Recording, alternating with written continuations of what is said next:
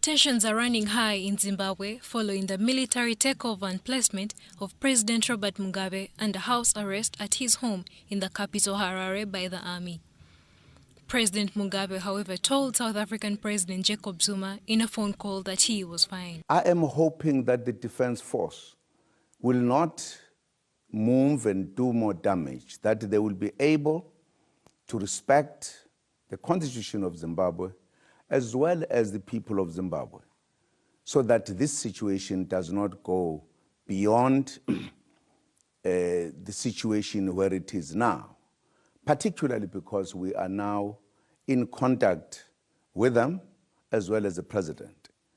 We are hoping that this situation is going to be controlled so that peace and stability comes back to Zimbabwe. Hostility has been building in Zimbabwe since the firing of the country's vice president, a move that was widely seen as a part of a battle between the vice president and the first lady over the presidential succession. Surprise! It was an overnight coup which has taken place through the military.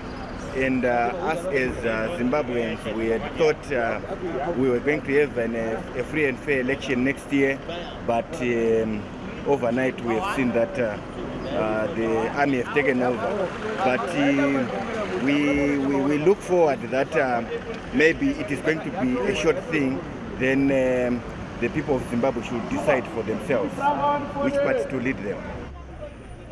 The tension escalated after an earlier statement released by General Constantine Chimuenga warning that the military would not hesitate to step in to end purges against former liberation war fighters. Therefore, the current shenanigans by people who do not share the same liberation history of ZANU-PF party are not a surprise to us.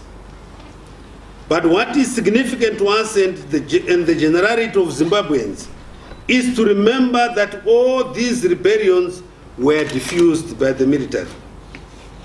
But at no point did the military usurp power.